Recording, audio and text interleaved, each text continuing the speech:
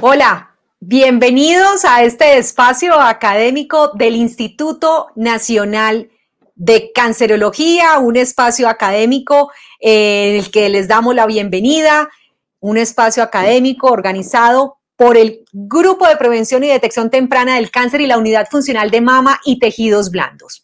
En esta oportunidad vamos a hablar del cáncer de mama, específicamente generalidades sobre detección temprana y tamización del cáncer de mama. Los temas que se abordarán serán examen clínico de la mama, signos clínicos, imagenológicos e interpretación de los mismos. Por eso nos alegra que estén aquí conectados a través de nuestras redes sociales. InCancerología, es un placer tenerlos aquí. Este es un evento académico dirigido a médicos generales, enfermeras, profesionales, especialistas en medicina familiar, ginecología y profesionales en formación para medicina y enfermería. Todas sus preguntas, quiero comentarles antes de presentarles a nuestra conferencista invitada, todas sus preguntas las pueden hacer en el botón del chat. Ahí en el chat, todas sus preguntas serán resueltas al final de toda la intervención de nuestra invitada. Por favor, quiero darle la bienvenida a la doctora Sandra Díaz. Ella es cirujana general del Instituto Nacional de Cancerología y de la Universidad Javeriana, cirujana de mama y tejidos blandos del Instituto Nacional de Cancerología y de la Universidad Javeriana. También eres la coordinadora, la actual coordinadora de la Unidad Funcional de Mama y Tejidos Blandos de nuestro instituto. Ella es autora de manuales, cursos virtuales y presenciales del Grupo de Prevención y Detección Temprana del Cáncer del Instituto Nacional de Cancerología. Doctora Sandra Díaz, bienvenida y gracias por de nuevo estar aquí en este espacio. Gracias, Jimena, por tu presentación. Para el servicio es muy honorífico poder mostrar el curso de detección temprana de cáncer de mama, que es un curso con una duración de un día, pero con la pandemia lo volvimos de hora y media a través del webinar. Lo importante es que a través del webinar la gente tiene más acceso y tenemos una cobertura a un mayor número de personas a diferencia de los cursos presenciales. Bueno, vamos a empezar con la presentación. Vamos a hablar algo sobre generalidades de detección temprana y tamización, examen clínico de la mama, signos clínicos, imagenológicos e interpretación de los hallazgos. Vamos a hacer unas trivias de un repaso corto de lo que es la parte de tamización y enfermedad mamaria benigna. Y por último, un abordaje diagnóstico y tratamiento, algunas generalidades sobre el cáncer de mama. Algunos datos de epidemiología. Estos son los datos de GloboCan 2020, donde el cáncer de mama en rosado es el primer cáncer de incidencia a nivel mundial, seguido en algunos países con poco desarrollo por el cáncer de cuello uterino. En el mundo, en esta gráfica lo vemos mejor, el 24.5% de los casos de cáncer corresponden a mama, colon y recto casi un 10%, pulmón un 8.4% y cuello uterino 6.5%. Cuando uno revisa GloboCan 2012, cáncer de cuello uterino era el primero en incidencia en un país como Colombia, pero ahora pues ya tiene un tercer lugar. Y esta es la gráfica que nos muestra la incidencia de cáncer de mama en relación, es el de 48.3 por 100.000 en Colombia, próstata es de 49.8, la mortalidad es muy elevada de 13.1 por 100.000, ahora les voy a mostrar eso, y luego siguen cáncer de colon y recto, cáncer de cuello uterino, como les dije previamente, vaya de cuarto, pues si uno une próstata en la población general. Bueno, uno siempre se pregunta, y en las conferencias, muchos de los interrogantes que tienen los médicos generales, enfermeras, los médicos familiares, es si la mamografía es útil, si la mamografía realmente disminuye o no la mortalidad por cáncer de mama, cómo es la tamización para cáncer de mama en Colombia y por qué es tan alta la mortalidad por cáncer de mama en Colombia. Algunos conceptos básicos. La detección temprana es identificar la población con síntomas que tienen signos incipientes de la enfermedad. Es la respuesta adecuada del médico a los síntomas de un paciente o a los signos clínicos que se observan en un examen clínico de la mama. mientras que la tamización es una práctica rutinaria de exámenes en una población asintomática que tiene una mayor probabilidad de tener una enfermedad.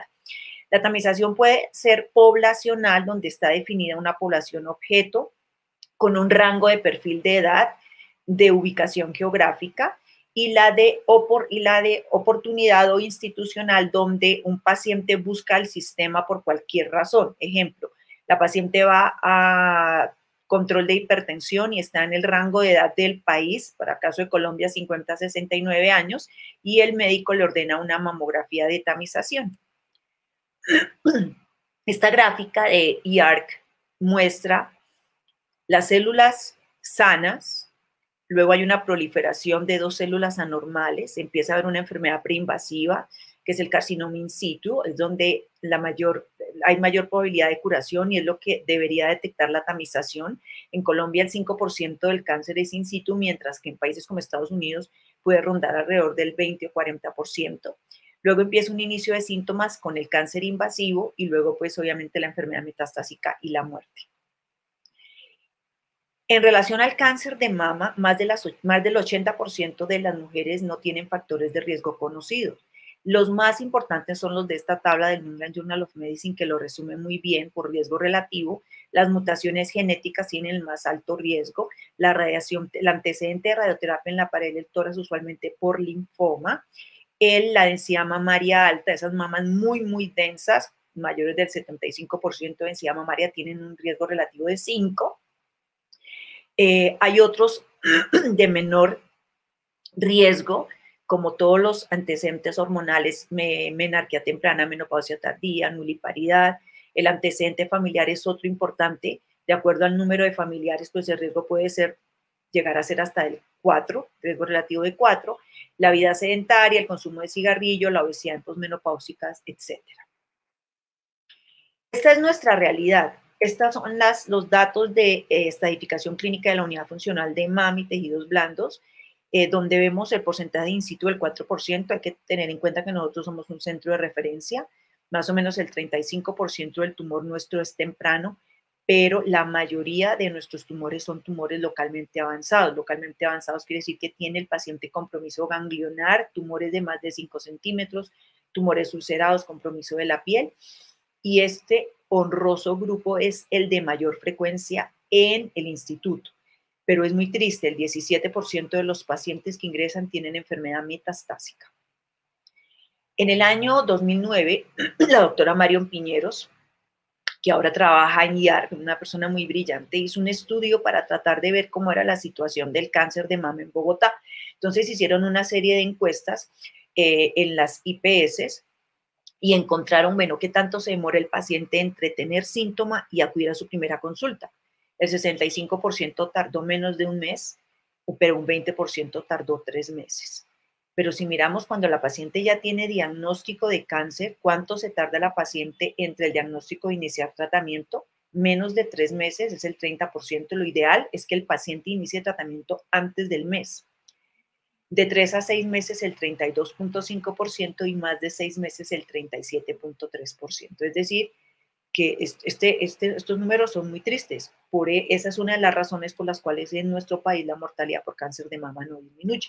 Y se lo voy a mostrar en esta gráfica. Esto es una gráfica que muestra cómo en el Reino Unido, desde que empezaron el programa de tamización, que para el Reino Unido es con mamografía cada 3 años a partir de los 50, hubo una disminución importante en todos los rangos de edad de disminución de la mortalidad cuando empezaron con la tamización mamográfica. Nosotros no. En Estados Unidos vemos también lo mismo, una disminución importante de la mortalidad, pero cuando nos comparamos con ellos, Reino Unido, Colombia, nosotros tenemos un aumento de la mortalidad, o sea, tenemos mayor incidencia, pero la mortalidad es mayor. Globocan 2018 la mortalidad era 11.9, ahora es de 13.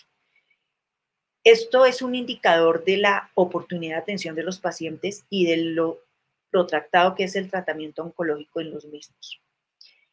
Siempre ha existido la controversia que realmente disminuye la mortalidad por cáncer de mama: la tamización con mamografía o el tratamiento adyuvante. Tratamiento adyuvante se refiere a la hormonoterapia y la quimioterapia que se da después de operar a un paciente.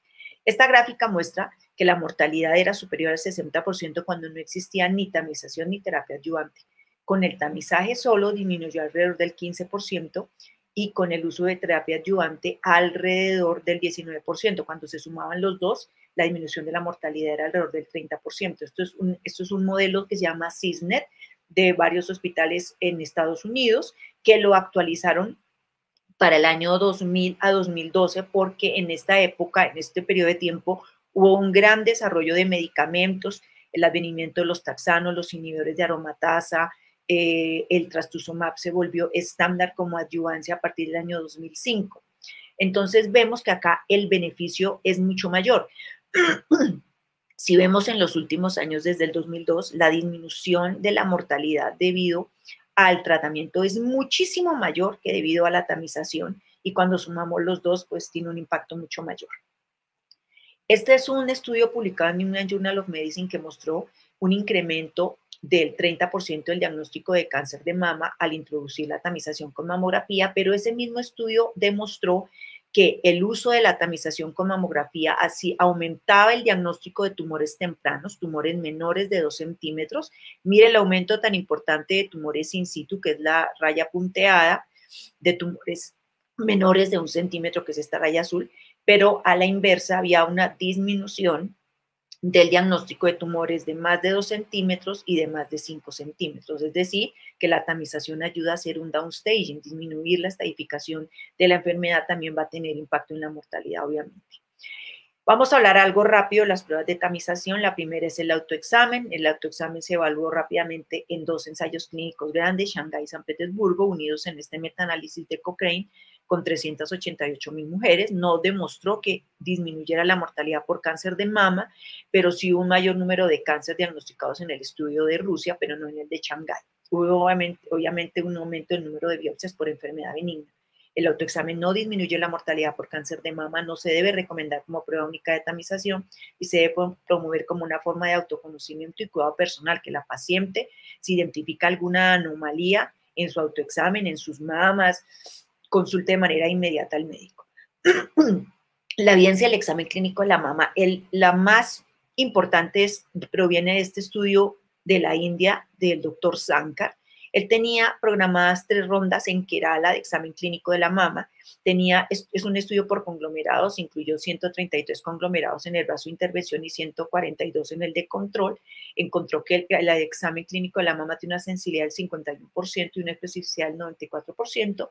Diagnosticó más cáncer temprano en el grupo de intervención y más cáncer avanzado en el grupo control, pero no tenía reporte de mortalidad. Solamente el estudio tiene reporte de la primera ronda, pero más no de las otras 2. Yo siempre lo he buscado y nunca he encontrado ese reporte. Este estudio que realizaban en mujeres taiwanesas buscaba evaluar 3 estrategias: mamografía bienal, mamografía de riesgo de base y examen clínico de la mama.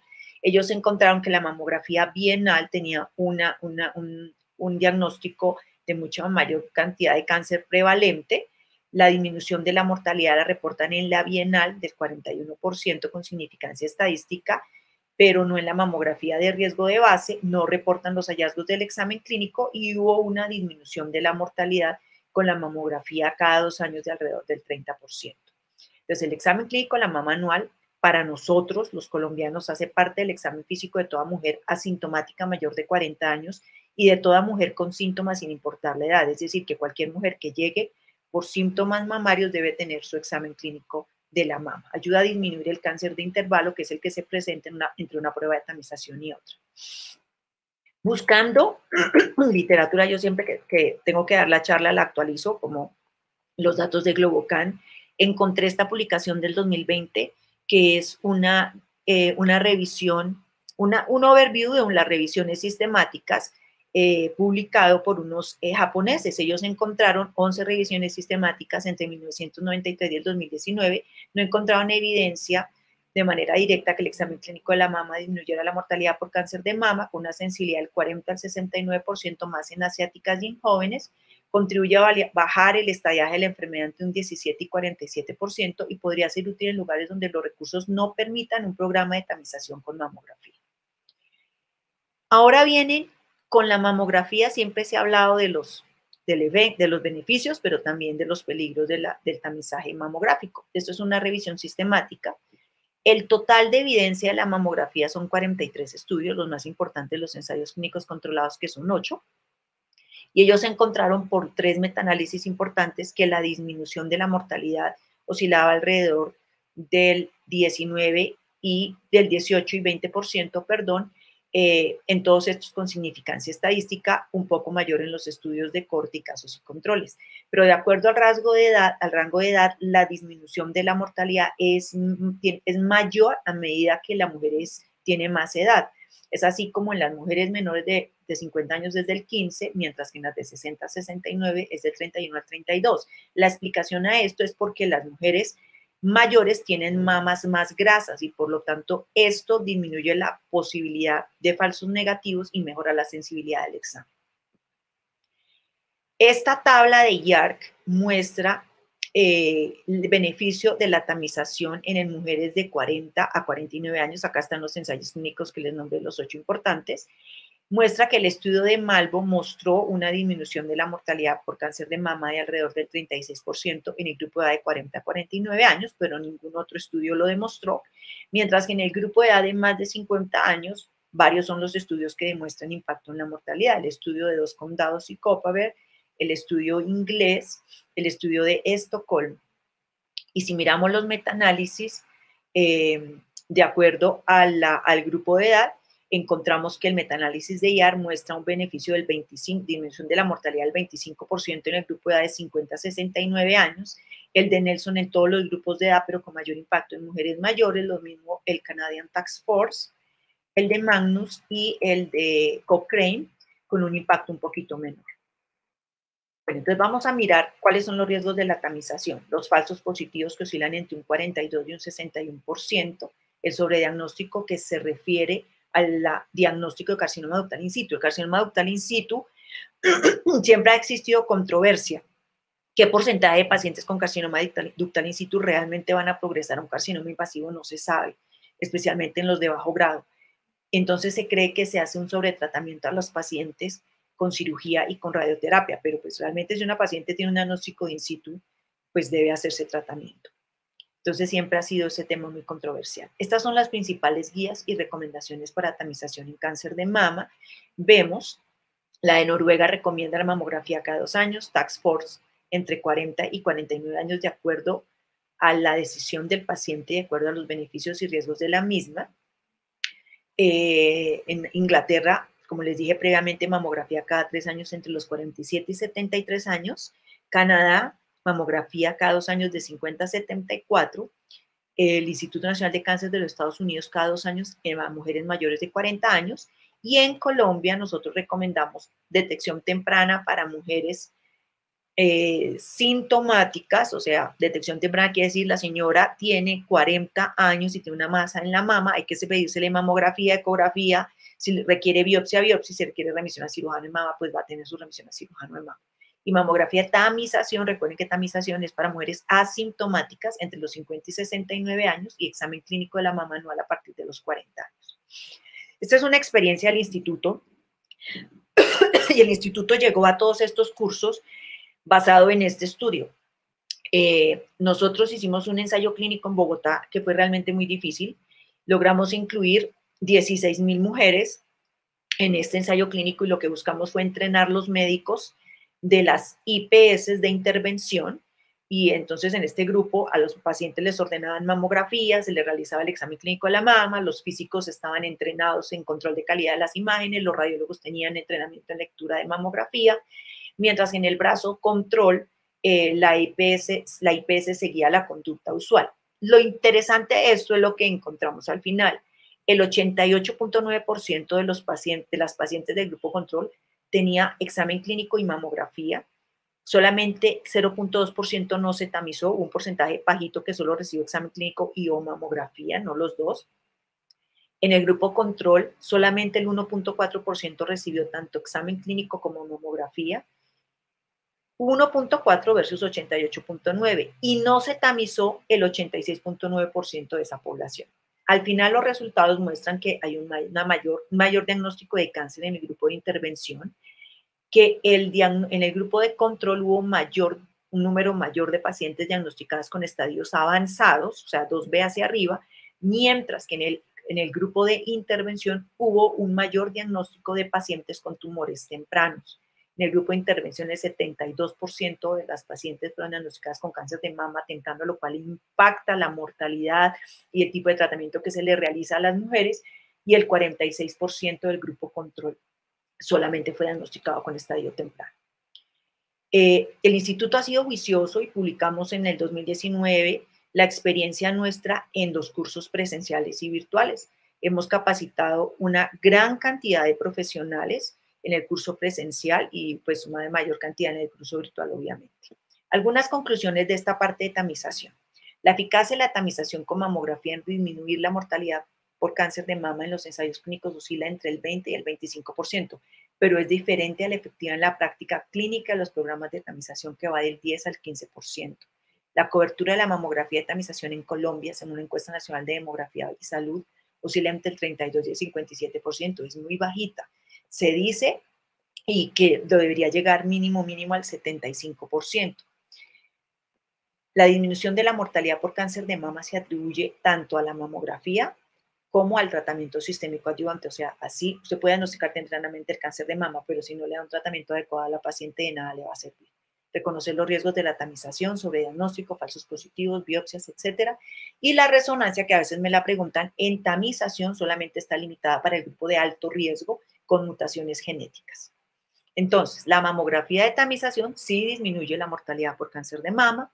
La mortalidad en Colombia es elevada por problemas relacionados con la baja cobertura de la mamografía de tamización, dificultad para el acceso a los servicios, diagnóstico tardío de la enfermedad, deficiente oportunidad para el inicio y continuidad de los tratamientos. El instituto tiene sus cursos virtuales.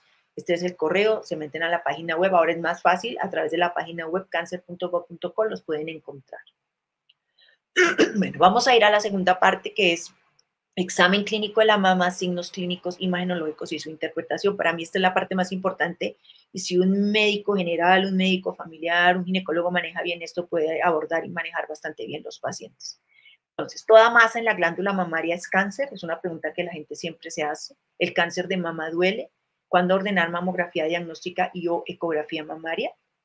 ¿Qué tipo de biopsia se debe ordenar? ¿Cuándo se debe remitir una paciente con el cirujano de mama? ¿Qué se debería consignar en la historia clínica? Si el paciente tiene síntomas mamarios o no, porque ahí usted lo clasifica si va a detección temprana o a tamización. Importante resaltar los antecedentes de historia familiar, radioterapia, biopsias mamarias previas y sus resultados. Recuerden que la biopsia con la hiperplasia con atipias tiene un riesgo mayor de cáncer. Y los resultados de los exámenes. Importante mirar los límites mamarios. Entonces, pues la parte superior de la clavícula, la glándula mamaria empieza desde la clavícula, no empieza acá. A nivel medial el esternón, a nivel lateral la línea axilar media y a nivel inferior el pliegue inframamario. Siempre mirar la paciente frente al examinador, hacer que coloque las manos en la cintura para mirar que las mamas sean simétricas, que tengan movilidad igual, que no haya retracciones, hoyuelos, inversión o retracción de los pezones.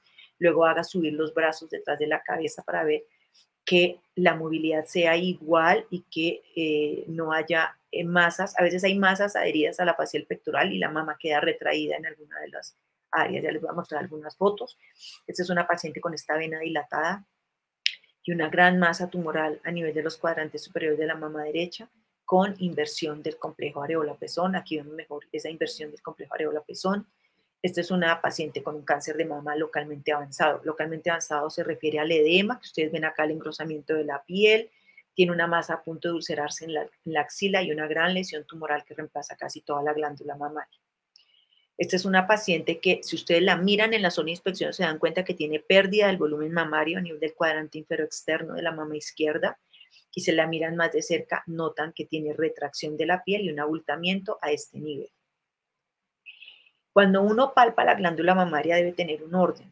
Se prefiere, para palpar los cuadrantes externos, que la paciente rote la cadera al lado contralateral, coloque la mano sobre la cabeza y el movimiento se hace de arriba abajo, de abajo hacia arriba, simultáneamente, y para palpar los cuadrantes internos, la paciente totalmente en decúbito supino.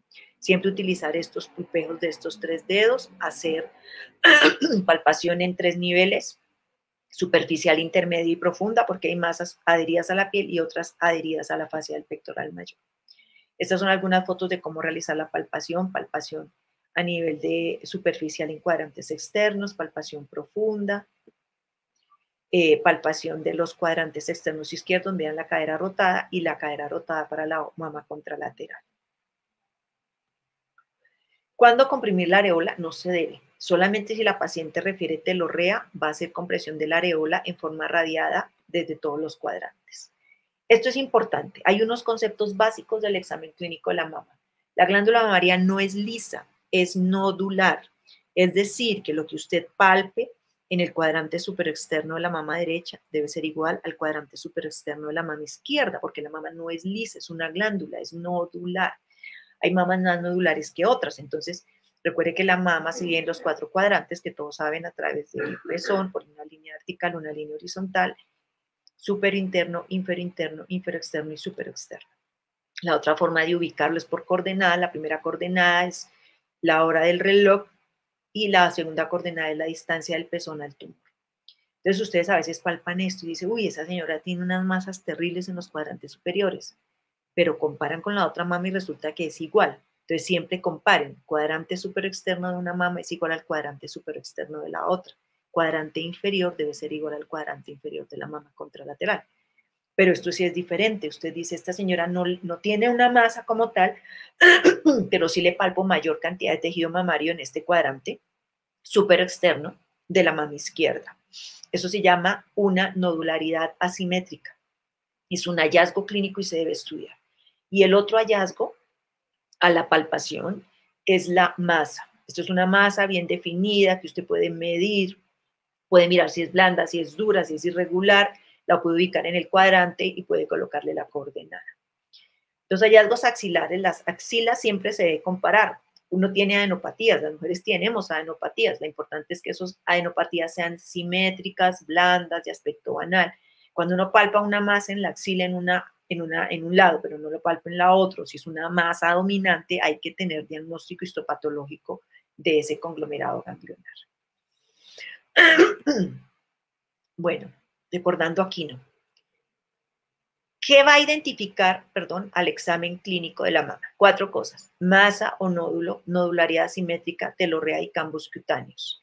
Vamos a hablar de la masa. La masa es una lesión que tiene características clínicas definidas en cuanto a la forma, bordes, tamaños, puede ser sólida o quística, y también radiológicamente. Tiene que ser vista en 2 proyecciones de mamografía, debe tener descripción de la forma, bordes, tamaño y la densidad. Hay 2 tipos de lesiones hablando de las masas. La masa sólida, que puede ir desde un tumor benigno como el fibroadenoma hasta un tumor maligno como el cáncer de mama. Los quistes se dividen en 3: quiste simple, complicado y complejo. Vamos a hablar de cada uno de ellos, pero antes un recorderí chiquitico del BIRADS. El BIRADS es Breast Imaging Report and Date System, es la clasificación del Colegio Americano de Radiología para estandarizar el informe mamográfico, ecográfico y de resonancia. Es imperdonable que un radiólogo no coloque la clasificación de BIRADS. Un BIRADS 0 es un estudio incompleto, usualmente una mama densa que requiere que se hagan exámenes adicionales. BIRADS 1 es normal, 2 hallazgos benignos, ya les voy a mostrar ejemplos de fotos. BIRADS 3 probablemente benigno, su probabilidad de malignidad es menor del 2% y siempre requiere seguimiento. El 4A es de baja sospecha de malignidad del 2 al 10%, pero requiere biopsia. El 4B del 11 al 40 y el 4C del 41 al 94. De aquí en adelante todos requieren biopsia. BIRADS 5, eso es cáncer, y BIRADS 6 cuando la paciente ya tiene diagnóstico de cáncer. Vamos a ver unos ejemplos. ¿Se acuerdan que les dije que la mama densa era un factor de riesgo para cáncer? Esta es una mama densa. Si ustedes observan, esta paciente tiene una gran cantidad de tejido fibroglandular blanco, absolutamente blanco. Su porción grasa es muy pequeñita. Entonces, cuando uno tiene un reporte de mamografía BIRADS 0 por mama densa, la paciente debe tener una ecografía mamaria porque pueden pasarse lesiones. Entonces, siempre mamografía BIRADS 0 por mama densa, por favor, ecomamaria. Este es ejemplo de mamografía BIRADS 1. Es una mama bastante grasa, muy diferente a la anterior. Se ven muy bien los 2 pectorales, no se ve ninguna lesión. Es una mama que es simétrica, una con la otra. Este es un BIRATS 2, si ustedes observan acá tenemos un nódulo, pero es un nódulo bien definido y de aspecto benigno. Este es otro BIRATS 2 por macrocalcificaciones, estos punticos que ven acá son macrocalcificaciones y son de aspecto benigno, la paciente aquí tiene un ganglecito intramamario. Este es otro nódulo benigno en la misma paciente, pero en la proyección cráneo-caudal. Una cosa que olvidé decirle, la mamografía tiene dos proyecciones, cráneo-caudal es esta y la oblicua que es la anterior. Esta es una proyección oblicua, esta es una mamografía BIRATS 3 porque la paciente tiene unas microcalcificaciones acá que ya son sospechosas, que son benignas, que requieren seguimiento, una mamografía BIRATS 4A, este nodulito espiculado chiquitico, a uno se le puede pasar, eso es una mamografía BIRATS 4B, acá se los muestro, miren ese nódulo espiculado en el cono de compresión, tiene unas microcalcificaciones y mire esa espícula aquí y esa espícula acá, esa es una lesión sospechosa de un cáncer. Una mamografía BIRATS 5 es un cáncer. Ustedes observan acá, esta masa es una masa espiculada, grande, irregular. Y si la vemos en esta proyección adicional, pues se ve un poco, miren las espículas lo grandes que son, mucho más grandes que la que les mostré previamente. Este es otro ejemplo de mamografía BIRATS 5, miren el cáncer acá. Esta lesión es súper patognomónica de cáncer, es una lesión espiculada, súper irregular, asociada a microcalcificaciones sospechosas. ¿Se acuerdan la mamografía BIRATS 2 donde las micros son gruesas y grandes? Estas son microcalcificaciones pleomórficas de diferentes formas, tamaños, agrupadas, más de 5,5 centímetros cúbicos. Esas son microcalcificaciones sospechosas.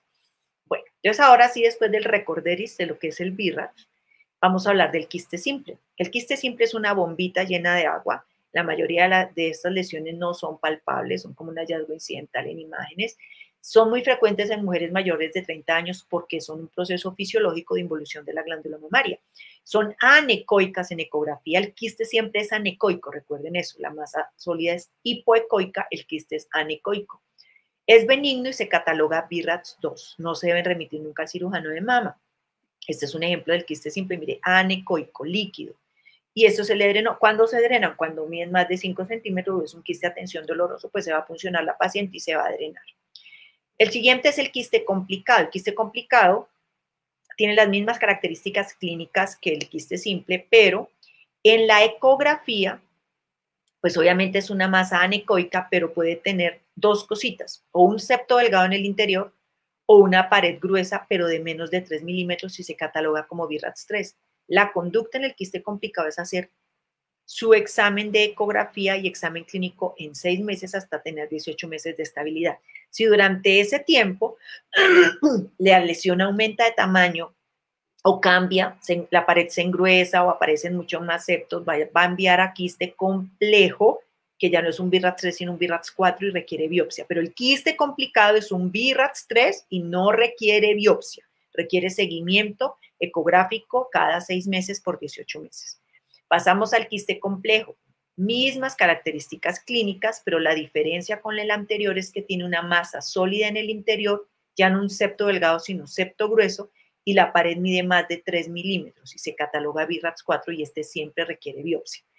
Si el quiste complejo es por una masa sólida, la biopsia es un truco. Si es por septo grueso o pared gruesa, es un backup guiado por ecografía. Estos pacientes siempre se deben remitir al cirujano de mama porque es un BIRATS 4. Esta es una foto de un quiste complejo en la imagen quística y el nódulo sólido en el interior. Las masas sólidas pueden ser bien definidas, mal definidas, dolorosas, no dolorosas, móviles o no, blanda, semiblanda, dura. Recuerden que son hipoecoicas, que se deben ver en dos proyecciones a 90 grados.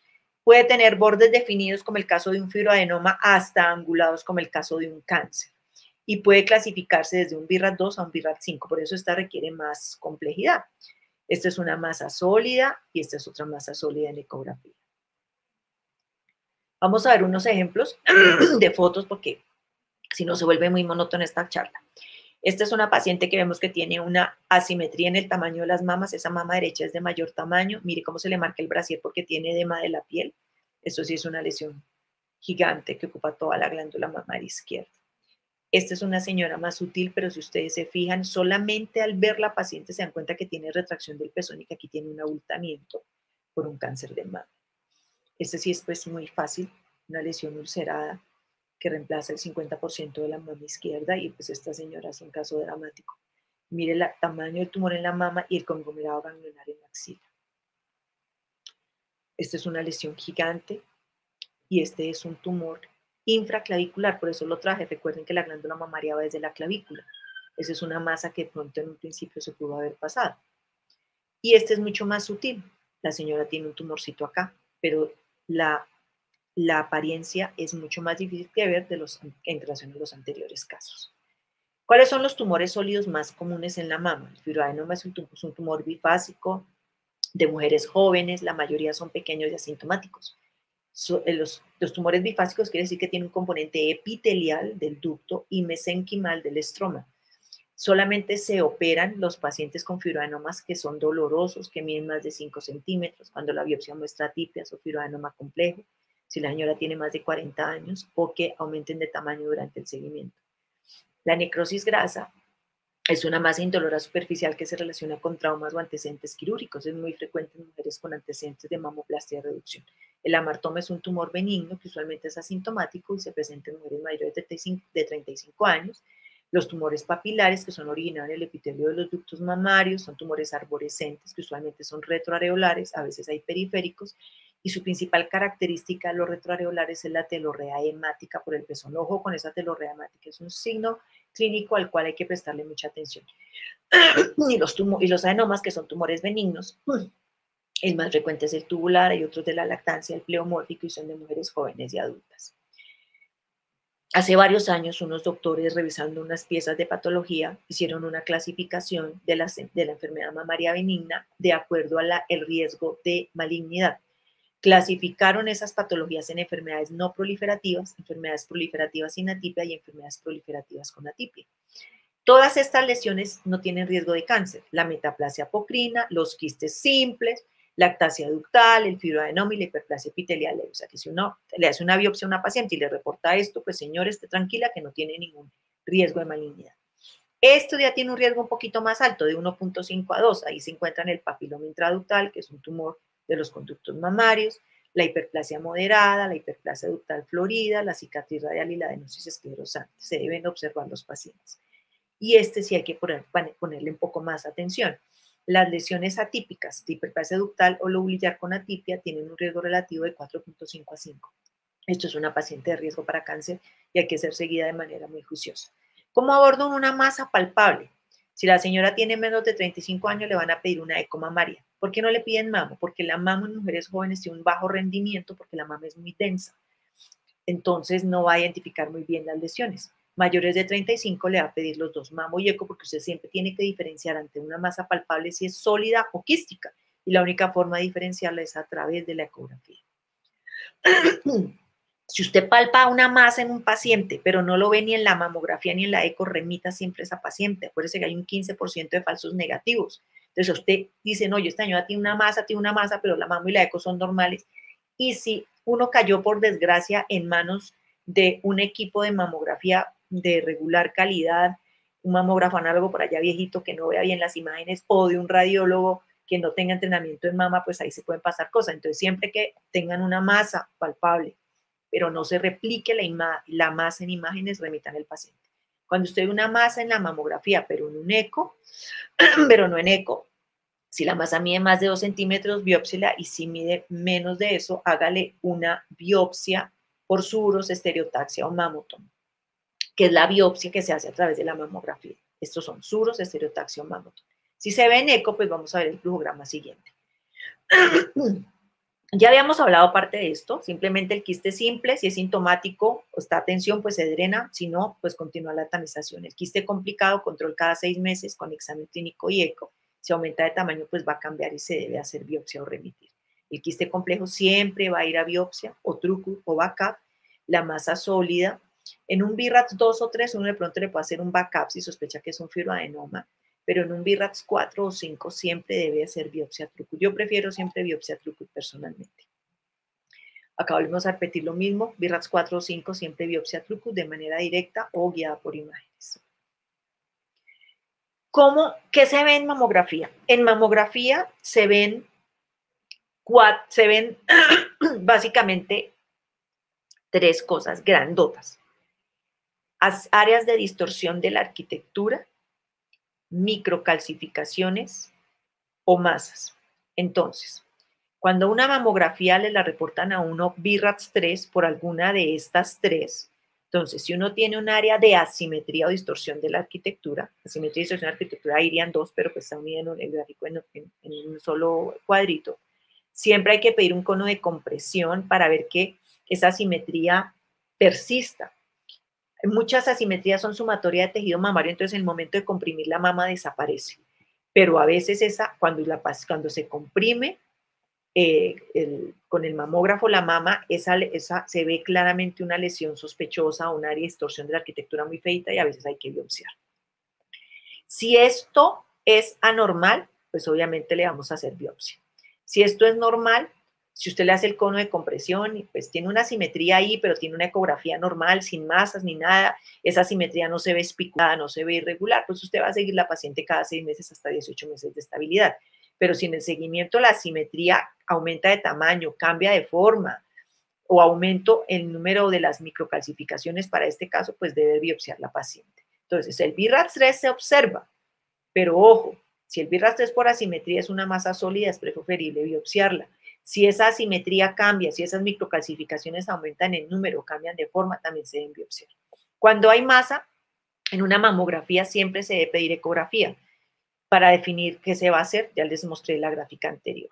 El BIRATS 4 y BIRATS 5 siempre va a ir a biopsia. En mamografía, recuerden lo que les dije previamente, van a ir, el BIRATS 4 y 5 en mamografía son microcalcificaciones agrupadas, como les mostré, una masa especulada irregular, una asimetría irregular, y siempre van a ir a biopsia guiada por mamografía, que es SUROS, MAMOTOM o estereotaxia. Vamos a hablar un poquito de manera más definida en relación a la nodularidad asimétrica. La nodularidad asimétrica, como les dije previamente, es una mayor cantidad de tejido mamario en una parte de la mama que no está presente en la mama contralateral. Su localización más frecuente es en cuadrantes superexternos. Siempre requiere estudios imagenológicos. Les recuerdo la gráfica de la nodularidad. Esta es la nodularidad asimétrica, como les mostré previamente. ¿Qué hace uno? Si la señora tiene menos de 35 años, le pide ecografía. Si le reportan 3, 4, 5, pues usted ya sabe de acuerdo al flujograma anterior. Si usted tiene sospecha clínica que esa nodularidad asimétrica, dice, uy, a mí eso no me gusta, esa nodularidad, yo pienso que la señora tiene alguna vaina rara ahí, mándela al cirujano de mama. Si no hay sospecha clínica, vuelva a ver a esa señora a los 6 meses con examen clínico, para examen clínico y déjela en observación. Si la señora tiene más de 35 años, siempre le va a pedir mamo y eco.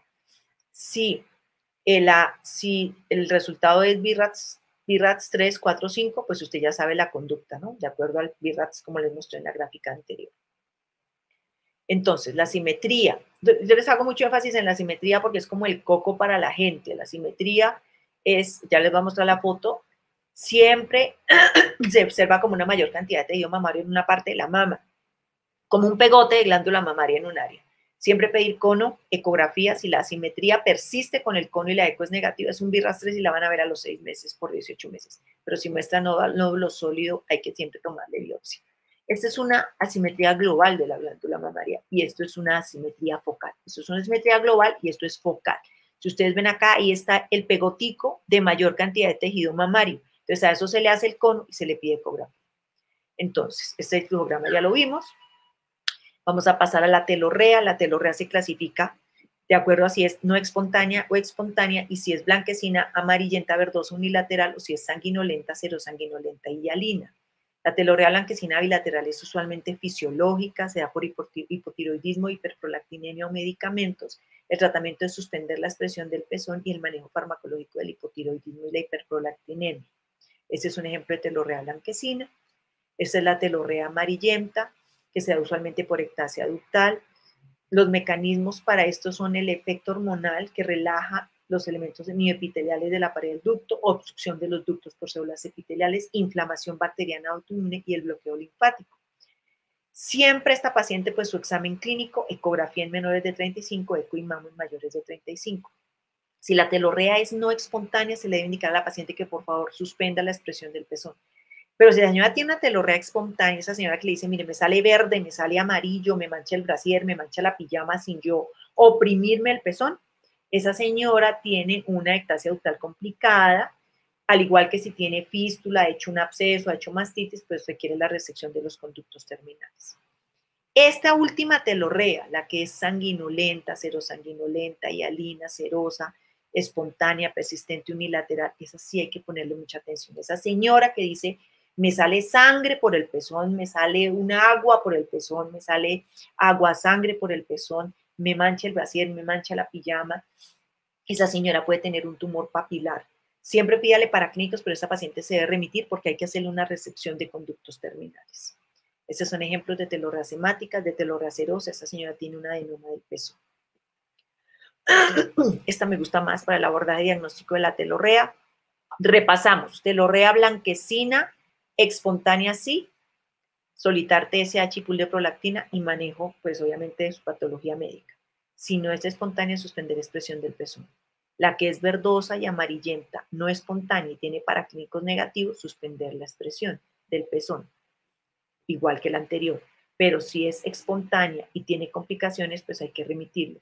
Si es espontánea y tiene anomalía en los paraclínicos, pues se hace la conducta de acuerdo a los paraclínicos. Y la que es sanguinolenta, serosanguinolenta, hialina serosa, espontánea, persistente, por favor siempre remitir al cirujano de mama sin importar el resultado de los exámenes.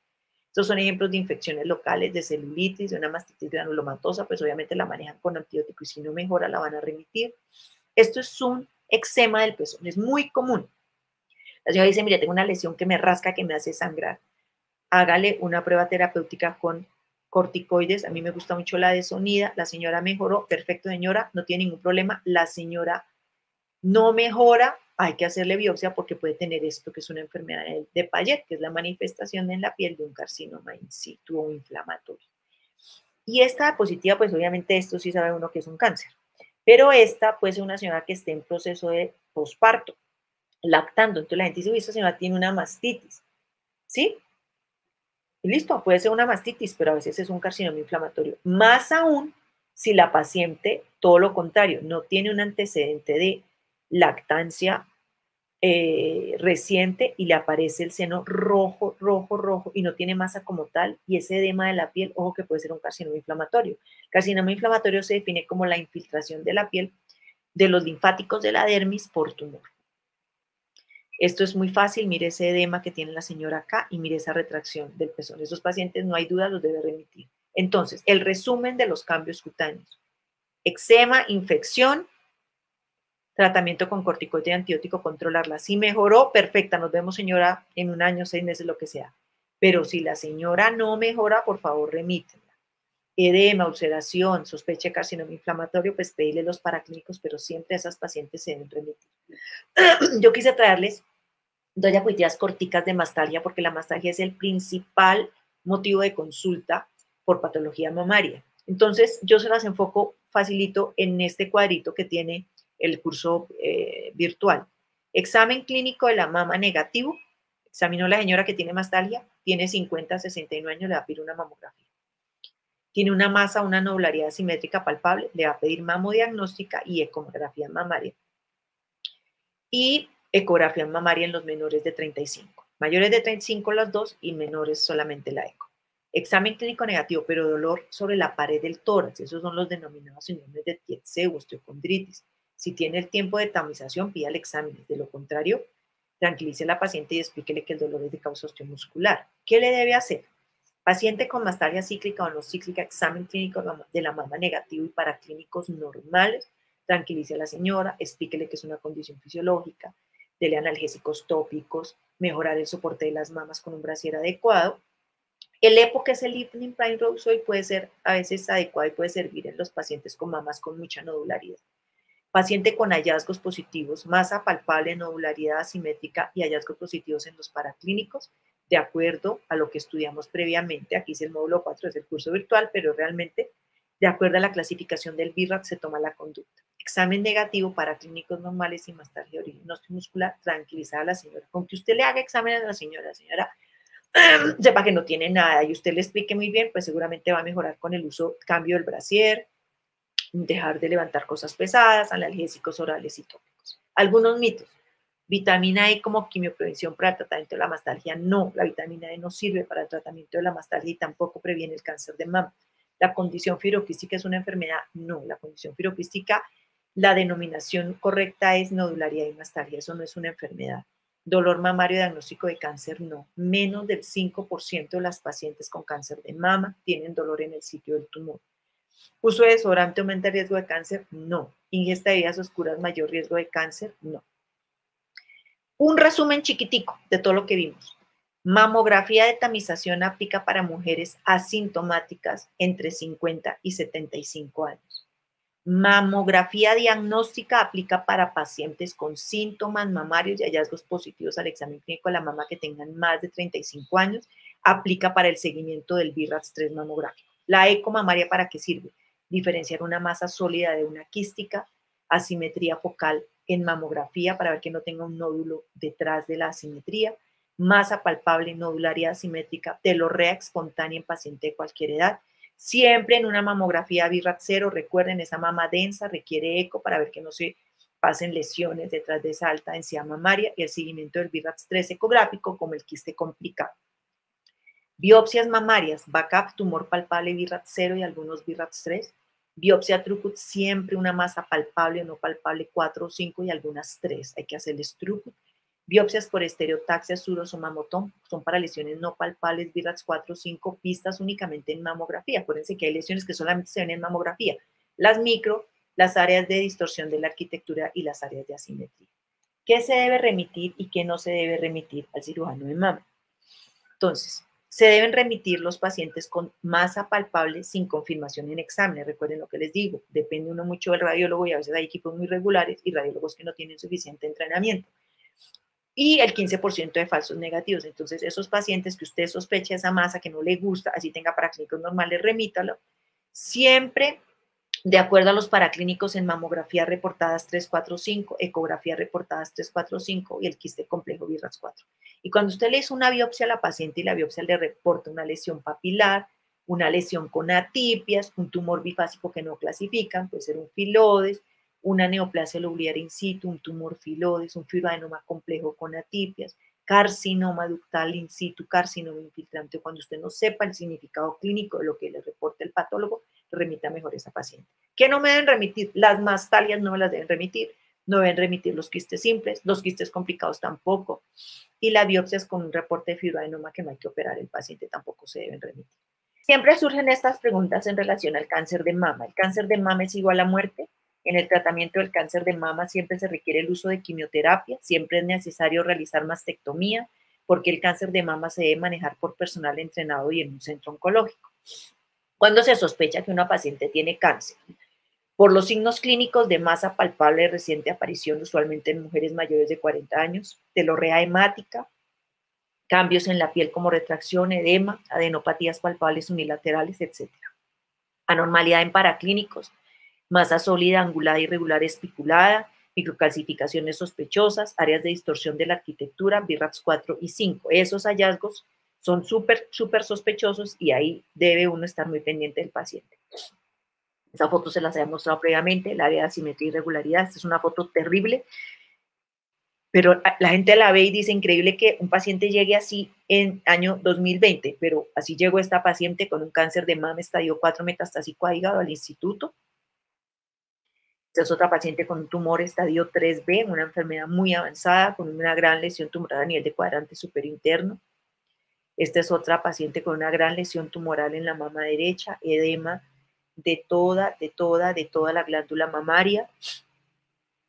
Y esta otra señora es una paciente con un edema de la mama derecha, se nota pues ahí el pliegue del brasier. Es una lesión especulada irregular con microcalcificaciones sospechosas, agrupadas irregulares. Ahí vemos las microcalcificaciones más feitas para que no se les olvide esa imagen y si lo llegan a ver en una mamografía, pues hay que biopsiar a esa paciente. Esta es una lesión maligna por ecografía, una lesión multilobulada irregular. ¿Qué estudios son obligatorios? La biopsia es el gold estándar en el tratamiento del cáncer de mama. Siempre se deben hacer marcadores de inmunistoquímica, receptores de estrógeno, receptor de progesterona, HER2 y Ki-67, porque eso clasifica el cáncer desde el punto de vista de la biología y determina el pronóstico y el tratamiento. Mamo y eco de buena calidad. En los tumores tempranos podemos hacer radiografía simple, ecografía y obviamente siempre gammagrafía ósea en los localmente avanzados, estadios 3 hacia arriba, A, B y C, TAC de tórax, abdomen y gammagrafía, y otros estudios de ecocardiograma para evaluar la fracción de eyección del ventrículo izquierdo, resonancia de mama, resonancia de cerebro, de acuerdo a los síntomas. Todos los tumores tienen una estratificación clínica que se basa en el T, el tamaño del tumor, el N de los ganglios y la M de las metástasis. Para mama hay otros tumores que tienen algo diferente, pero para mama el tamaño del tumor, los ganglios que pueden ser ganglios a nivel de la mamaria interna, a nivel supraclaviculares, infraclaviculares y de la axila, y los tumores que son tempranos, estadio 1, pues son tumores menores de 2 centímetros, estadio 2, pues van tumores de 2 a 5 centímetros, y el 2B cuando ya tiene compromiso ganglionar. El tumor estadio 3A es aquel que tiene conglomerado ganglionar, compromiso ganglionar en la axila, ganglios fijos. El 3B es cuando hay edema, ulceración, todo lo que les mostré en la foto anterior. Los estadios 3C son cuando hay compromiso de los ganglios supraclaviculares, infraclaviculares o de la mamaria interna con axila, y el estadio 4 cuando la paciente ya tiene metástasis. Los principales sitios son el hueso, el pulmón, el hígado, cerebro, piel, ganglios, tejidos blandos, etc. Algunas otras fotos de cáncer de mama.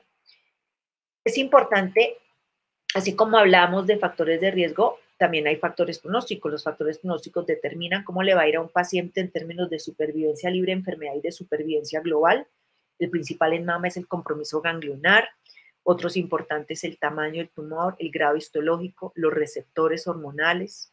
El HER2, los receptores se encuentran a nivel del núcleo de la célula, el HER2 en la membrana celular, el Ki-67 es un marcador de proliferación tumoral, la edad de la paciente en mujeres jóvenes el pronóstico es peor, el estadio clínico de la enfermedad en mayor avance el estado clínico, el pronóstico es peor, la supervivencia de un paciente en estado 1 está alrededor del 90% a 5 años, mientras que una paciente en estadio 3 la supervivencia es del 55% y si están en estadio metastásico es del 10 al 15% a 5 años. La invasión linfovascular y hay otros más comunes, más moleculares que no le vale la pena que se los nombre ahora.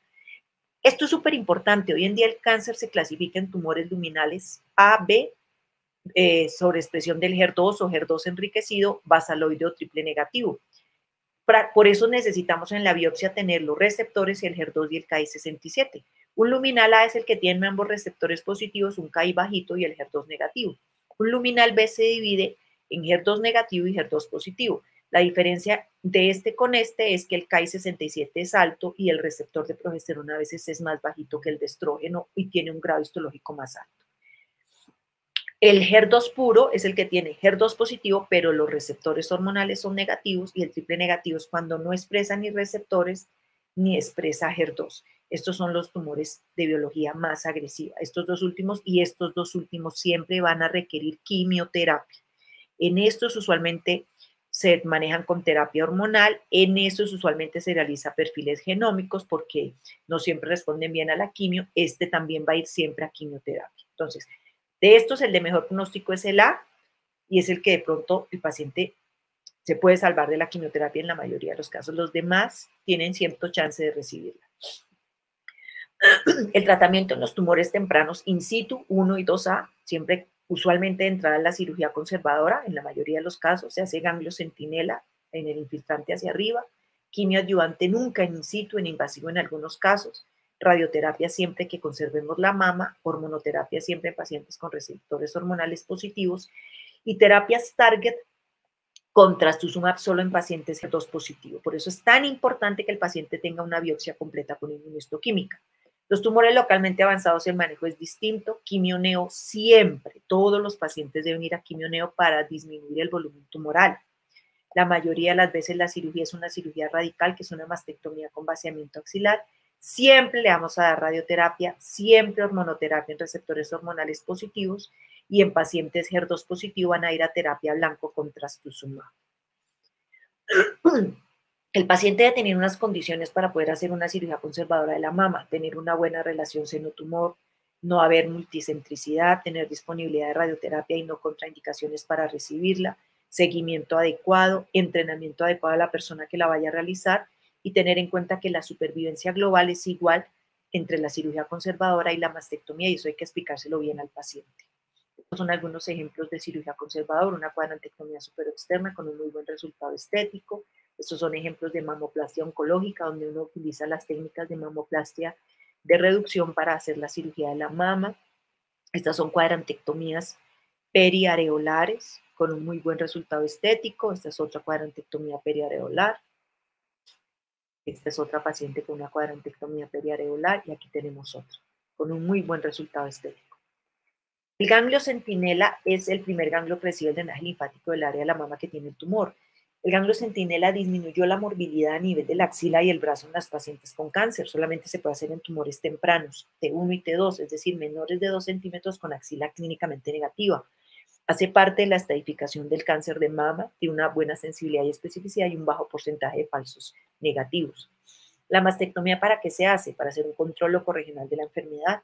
Se hace siempre en pacientes con contraindicación para cirugía conservadora y la mayoría de las pacientes hoy en día van a reconstrucción mamaria inmediata, excepto pues si tienen mucha morbilidad o si tienen un volumen tumoral demasiado alto que impida realmente que la podamos reconstruir y que utilicemos un colgajo de cobertura. Antes hacíamos esto. Lo triste es que a mí todavía me toca hacerlo en ocasiones en el instituto, una mastectomía radical de Halsted, que retirar toda la glándula mamaria, incluidos los músculos pectorales, es una cirugía muy mórbida en un paciente. Esta es una reconstrucción con TRAM. Este era el colgajo que se rotaba y se pasaba, se hacía un túnel y se rotaba. Hoy en día no lo hacemos tanto, hacemos este colgajo pero en 10 para no reducir tanta morbilidad en la pared abdominal. Estos son ejemplos de TRAM. Luego, antes se quitaba toda la piel de la mama, después, ya cuando vimos que eran tumores tempranos, que no tenían compromiso de la piel por edema, empezamos a ahorrar la piel, pero quitábamos el complejo areola-pezón. Yo he vivido todo esto, es que ya estoy viejita, llevo como 20 años allá de profesor en el instituto y he vivido todo esto. Luego preservamos el complejo areola-pezón hasta llegar a esto. Y esto es un resultado estético muy bueno en una paciente y este ni se diga. Esta señora, esta es la mama operada, se ve muy similar a la otra, un excelente resultado estético. El otro tratamiento es la quimioterapia. La quimioterapia son medicamentos citotóxicos que se administran por la vena. Los esquemas usualmente cada 21 días porque es el tiempo que dura el ciclo celular. Lo usual es que se den 4 ciclos de adriamicina, ciclofosfamida y 4 de taxanos, tanto en neo como en adjuvancia. Y hay estos medicamentos nuevos en enfermedad metastásica. Este cuadrito es un resumen importante de lo que es la quimio. ¿Cuándo damos neoadyuvancia? Neoadyuvancia es todo lo que uno da antes de operar un paciente para disminuir el tumor y volverlo inoperable, operable, indicada siempre en tumores tempranos para realizar cirugías conservadoras de la mama, ideal en tumores mayores de 2 centímetros, que tienen biología triple negativo y HER2. Porque hoy en día se sabe, especialmente en el triple negativo, que si uno le da quimio a una señora con un tumor temprano y el tumor desaparece con la quimio, esa paciente tiene impacto en la supervivencia global. Entonces, esto es ideal. Tumores mayores de 2 centímetros, o sea, T2 para arriba, todos deben ir a quimio si tiene esta biología tumoral. También nos mira la quimiosensibilidad en vivo y el manejo de las micrometástasis.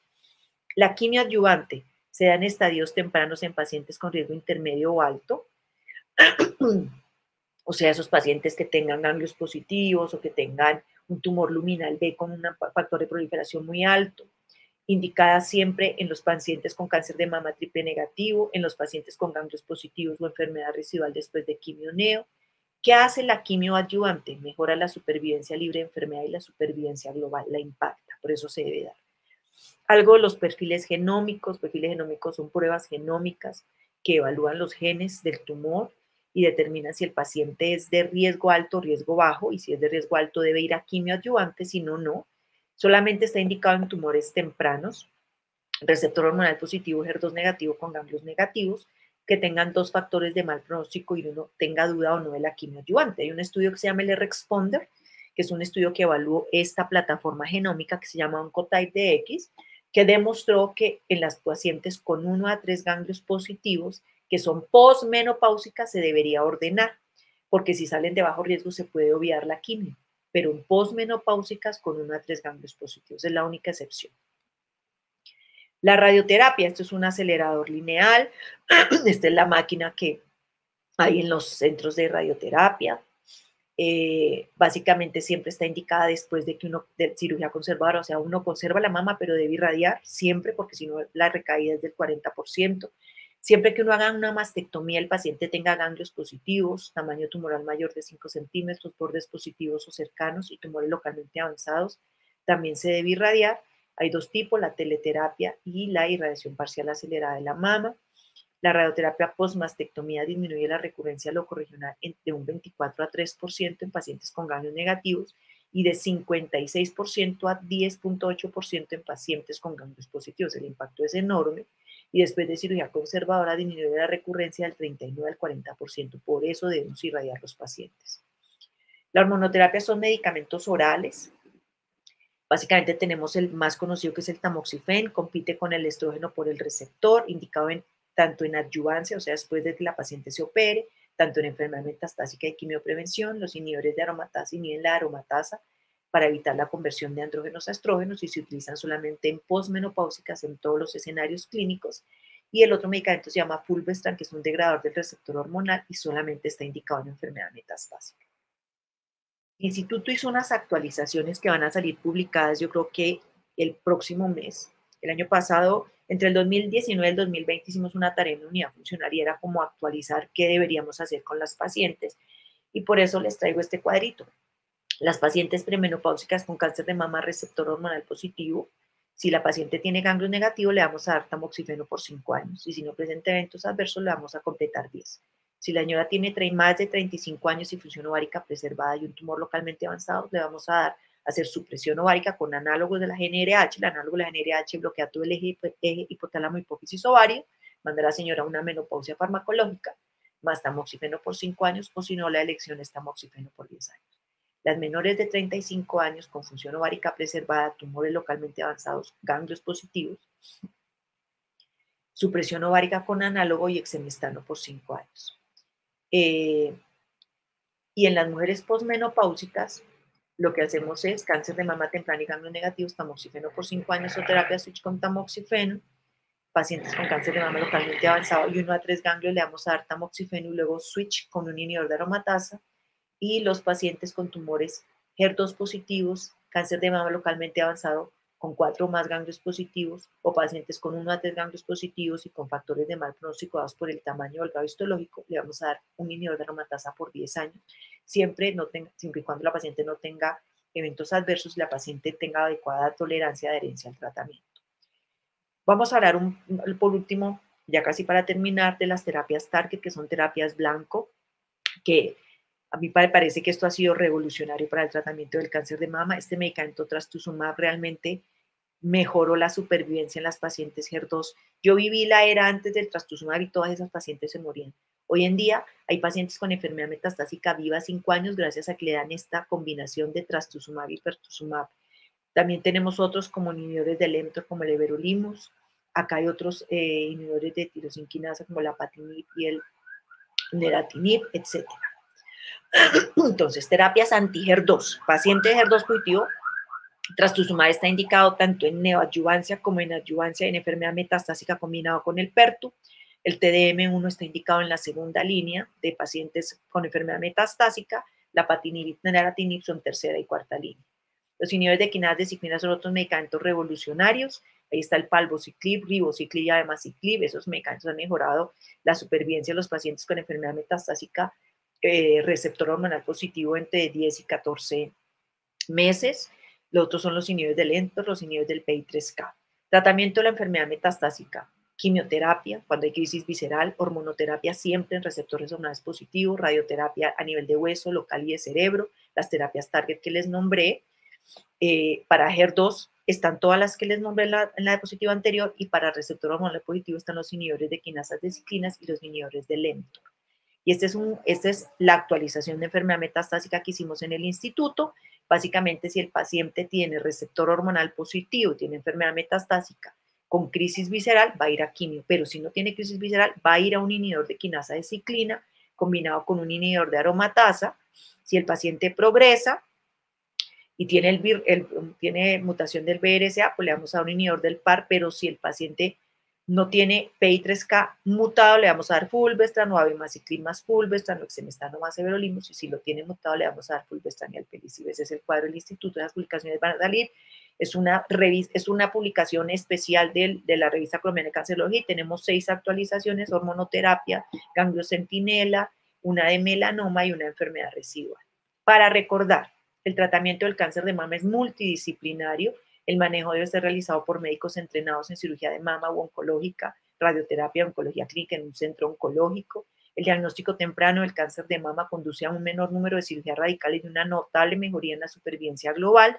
No todos los pacientes requieren quimioterapia, terapias biológicas, radioterapia y hormono. El tratamiento se debe realizar de acuerdo al estadio clínico de la enfermedad y a la biología tumoral. Mi concepto sobre lo que se debería mejorar en este país: estrategias de educación en detección temprana en las facultades de medicina y enfermería. Yo siempre he luchado por eso, pero pues es difícil lograrlo. Establecer sistemas de control de calidad obligatorios para mamografía y ultrasonografía en los centros de radiología. Si uno sufre en ocasiones en Bogotá con algunos lugares, la gente que trabaja en provincia sufre mucho con eso y yo los entiendo, y en ocasiones se cometen errores y no por culpa de ellos, sino por culpa de las imágenes mal leídas. Mejorar las tasas de cobertura de la mamografía de tamización, priorizar la atención de las pacientes con anormalidad en las pruebas diagnósticas, esos BIRATS4, mandarlo rápido y tomarle la biopsia de manera prioritaria.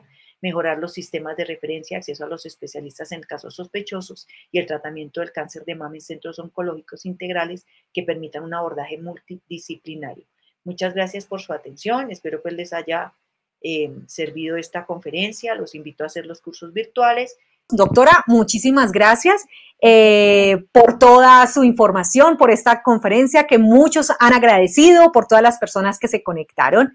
Muchas gracias por estar aquí conectados. Para nosotros es un placer poder realizar periódicamente este tipo de espacios académicos de educación para todos ustedes. Espero que sigan con nosotros y que sigan pendientes de nuestras redes sociales, porque ahí publicamos mucha información de este tipo de contenido educativo, académico y también para nuestros pacientes. Muchísimas gracias y nos vemos en otra oportunidad.